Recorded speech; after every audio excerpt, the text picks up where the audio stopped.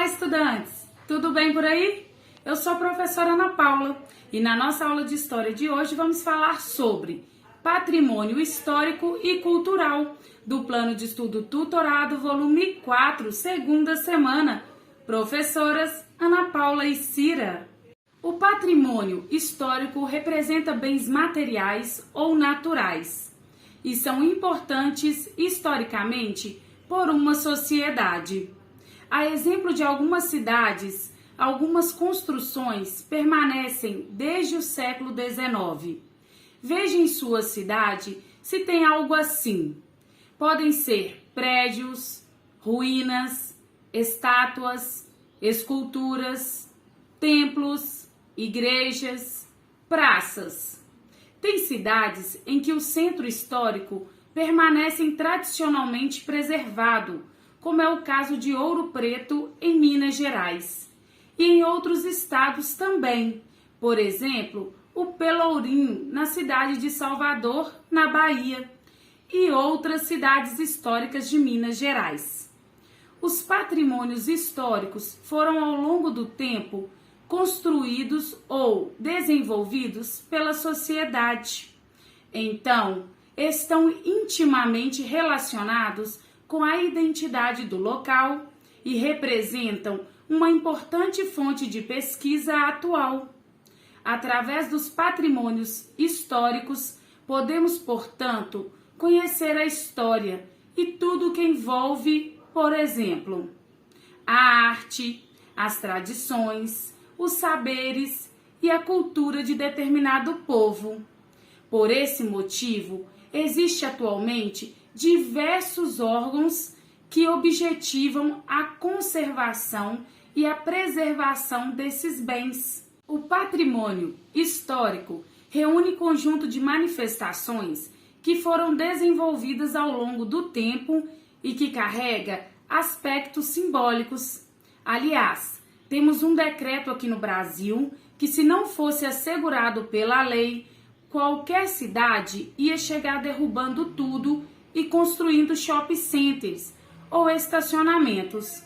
Olha esse decreto lá da época do Getúlio Vargas, de 1937. Artigo 1º. Constitui o patrimônio histórico e artístico nacional o conjunto dos bens móveis e imóveis existente no país e cuja conservação seja de interesse público, quer por sua vinculação a fatos memoráveis da história do Brasil, quer por seu excepcional valor arqueológico ou etnográfico, bibliográfico ou artístico.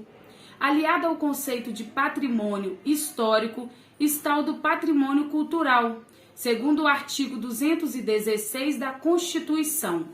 O patrimônio cultural representa os bens de natureza material e imaterial, tomados individualmente ou em conjunto, portadores de referência à identidade, à ação, à memória dos diferentes grupos formadores da sociedade brasileira. Sendo assim, o patrimônio cultural pode ser dividido em patrimônio cultural material, como o próprio nome indica, representa os bens culturais materiais, por exemplo, museu, bibliotecas e universidades. Patrimônio cultural imaterial. Ele reúne diversas expressões culturais, por exemplo, saberes, costumes, as festas, as danças, as lendas e as músicas. Para manter a preservação, os patrimônios devem ser tombados. Com o tombamento, eles não podem ser demolidos ou reformados. Entretanto, os bens tombados podem estar sujeitos a um processo de restauração ou manutenção, sem que as características originais desapareçam. Ajude a conservar o nosso patrimônio histórico e cultural, pois eles nos ajudam a conhecer a nossa identidade cultural. Atenção!